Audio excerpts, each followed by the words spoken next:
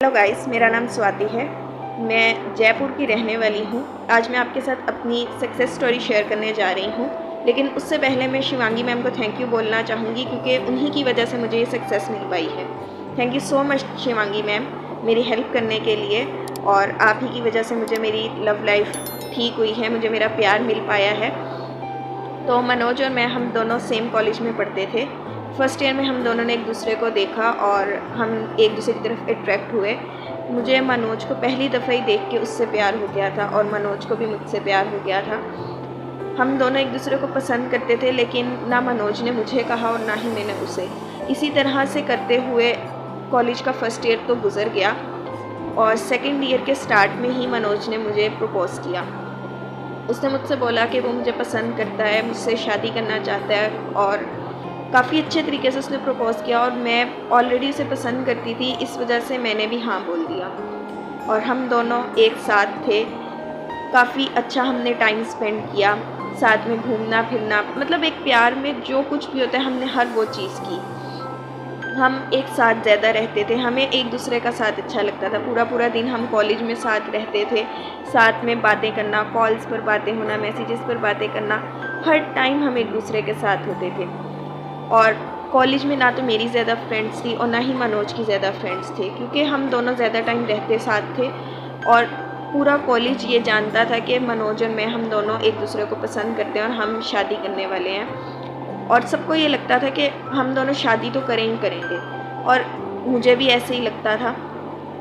और हम 3 साल तक साथ रहे। उन 3 सालों में एक साथ घूमना फिरना, मतलब हर चीज़ हमने की। हम एक साथ जाते थे। मनोज जब मेरा हाथ पकड़ता था मुझे बहुत अच्छा लगता था, एक अलग सी फीलिंग आती थी। आई फील कि मैं बहुत खुद को प्रोटेक्टेड फील करती थी। और इसी तरह करते हुए जब पता था कि हम शादी भी करेंगे, सब कुछ साथ रहते रहते हम प्यार करते थे। 21वीं सेंचुरी है तो हम एक दूसरे के बहुत करीब भी आए और हमने एक दूसरे को किस किया, हक किया और हम फिज़िकल रिलेशन में भी आए। और ये एक दफ़ा नहीं, ये बहुत दफ़ा हुआ।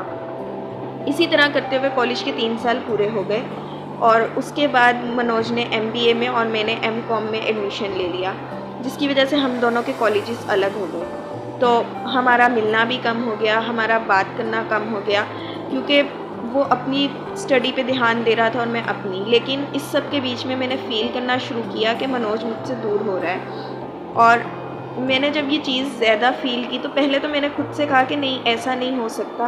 लेकिन फिर मैंने मनोज से बात की। मैंने उससे बोला कि देखो, मुझे ये फ़ील हो रहा है कि तुम मुझसे दूर जा रहे हो और तुम मुझे इग्नोर कर रहे हो, तुम मेरे मैसेजेस का पहले की तरह जवाब नहीं देते हो, तुम पहले की तरह मिलते नहीं हो। तो उसने कहा कि देखो, ऐसा कुछ नहीं है, हम अब बड़े हो रहे हैं, तुम अपनी स्टडीज़ पर फोकस करो, मैं अपनी स्टडी पर फोकस करूं और फिर आगे हम चल के शादी करेंगे। मैंने कहा ठीक है, मैंने उसकी बात को मान लिया। लेकिन फिर भी मुझे कहीं ना कहीं ये बात खटकती रही कि नहीं, कुछ तो गलत है इधर। और इसी वजह से फिर मैंने मनोज से बात की और मैंने उससे बोला कि मुझे तुमसे मिलना है। वो नहीं माना, लेकिन मेरे काफ़ी रोने धोने पर, मेरी काफ़ी रिक्वेस्ट करने के बाद उसने एग्री कर दिया। वो मुझसे मिलने आया और हम पहले की तरह मिले। उसने मेरा हाथ पकड़ा, मुझे किस किया, हक किया और उसके बाद वो मेरे साथ फिज़िकल हुआ। और इस सब के बाद उसने जाने से पहले मुझसे कहा कि देखो, अब हम एक नहीं हो सकते हैं, क्योंकि मैंने तुम्हारे बारे में अपने घर पर बात की और मेरे घर वाले नहीं मान रहे हैं। तो मैंने भी सोचा कि अगर एक नहीं हो सकते थे तो फिर इतना करीब भी क्यों आए। जब तुम्हें शादी करनी ही नहीं थी और अब तुम्हें ब्रेकअप करना ही था, तो तुम्हें आज इस तरह से ये सब कुछ नहीं करना चाहिए था। तो ये बात मुझे काफ़ी बुरी लगी। मैं इस बात की वजह से काफ़ी हर्ट हुई और मैंने हर वो गलती की जो एक रिलेशन में हो जाती है। मैंने उसके आगे भीख मांगी, मैंने उससे बोला कि देखो प्लीज़ मुझे मत छोड़ के जाओ, मैं तुमसे बहुत प्यार करती हूँ। लेकिन उसने मेरी एक बात भी नहीं सुनी, वो मुझे छोड़ के चला गया। और इस सब के बाद मेरी स्टडी लाइफ इफ़ेक्ट होने लगी, मैं डिप्रेशन में जाने लगी। मैं ना तो ठीक से खाना खा पाती थी, ना ही मैं कुछ और कर पाती थी। और जब जब मैं ये बात सोचती थी कि मैं मूव ऑन कर लूँ, तो मुझे वही सब कुछ याद आता था जो सब कुछ हम दोनों के बीच में रह चुका था। मुझे याद आता था कि वो मेरा हाथ पकड़ता था, मुझे याद आता था कि वो मुझे किस तरह से हक करता था, मुझे वो हर अच्छा मोमेंट याद आता था और फिर मैं मूव ऑन नहीं कर पाती थी। और इस सब में मैं अपनी हेल्थ पर भी फोकस नहीं कर पा रही थी, अपनी स्टडी पर फोकस नहीं कर पा रही थी। और इसी सब में 1 साल गुजर गया। 1 साल के बाद जब मैं अपने कॉलेज जा रही थी तो मेरी नज़र मनोज पर पड़ी। उसकी बाइक पर एक लड़की बैठी हुई थी और उसके बैठने के अंदाज से मुझे ये पता लग चुका था कि वो मतलब कोई इनमें ऐसा कोई रिलेशन नहीं है, ये ज़रूर किसी बॉयफ्रेंड और गर्लफ्रेंड के रिलेशन में हैं, ये दोस्त नहीं है।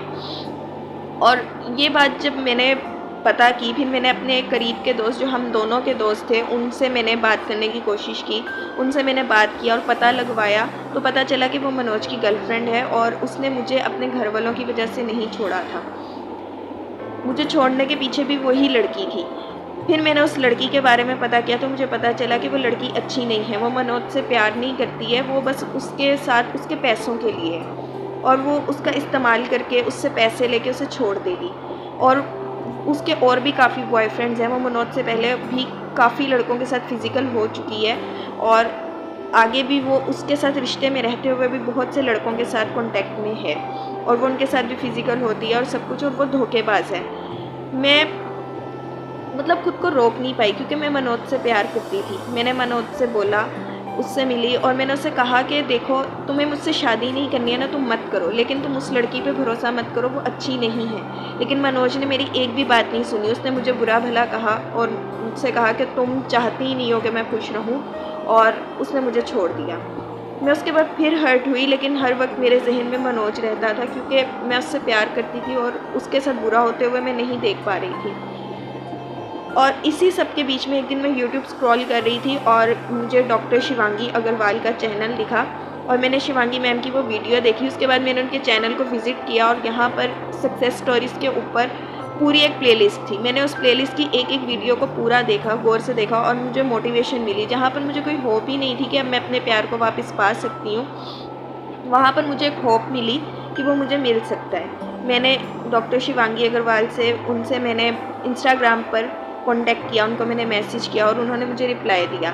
बाकी यूट्यूबर्स की तरह उन्होंने बिल्कुल भी नहीं किया। मतलब किसी और से अगर बात करती भी थी मैं, तो वो कहते थे कि आप पैसे दें और फिर ही हम कुछ करेंगे। लेकिन शिवांगी आपी ने मेरी बात को सुना और उसके बाद उन्होंने पहले मेरी नॉर्मल रीडिंग की और उसके बाद उन्होंने कहा कि देखो, थर्ड आई रीडिंग करनी पड़ेगी, उसी से सब कुछ पता चलेगा।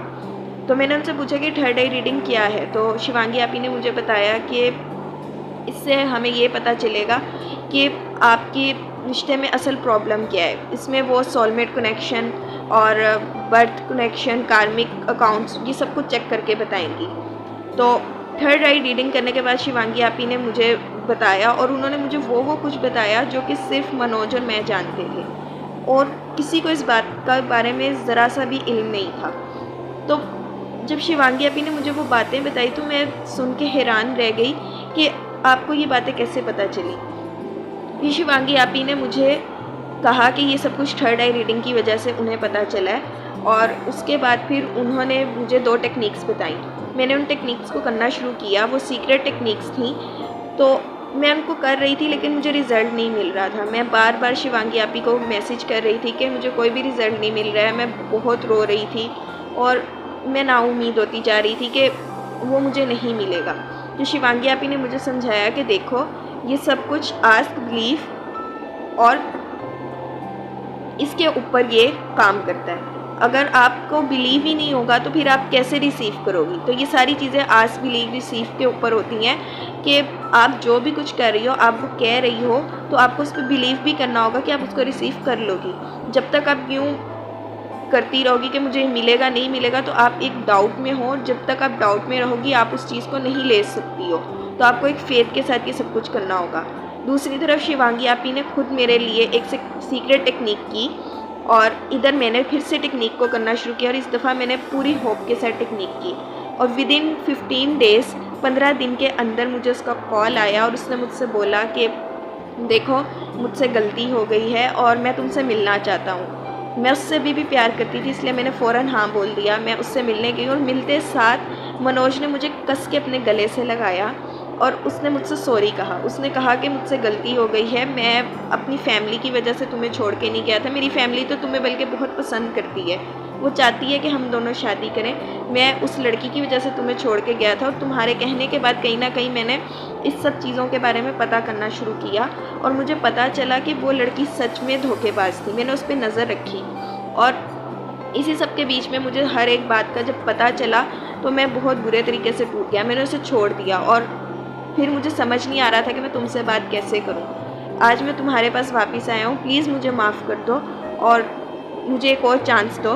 तो मैं बहुत खुश थी और मैं दिल ही दिल में जानती थी कि ये सब कुछ शिवांगी आपी की सीक्रेट टेक्निक की वजह से हो रहा है। तो आज मेरा प्यार मेरे साथ है, हम दोनों एक दूसरे के साथ हैं, हम बहुत खुश हैं और ये सब कुछ शिवांगी आपी की वजह से हुआ है। तो thank you so much Shivangi आपी। और मैं आप सबसे भी कहना चाहूँगी कि लव लाइफ में आपको जो भी कोई प्रॉब्लम हो तो आप शिवांगी आपी से कॉन्टैक्ट कीजिए, वो आपकी बात को सुनेंगी, समझेंगी और बहुत अच्छे से आपको हेल्प करेंगी। वो सच में बहुत अच्छी हैं, वो सबकी बात को सुनती हैं और उनकी हर तरह से हेल्प करती हैं। तो आप एक दफ़ा उनसे कॉन्टैक्ट करें अपनी लव लाइफ के बारे में। और एंड में मैं फिर एक दफ़ा शिवांगी आपी को दिल से थैंक यू कहना चाहूँगी।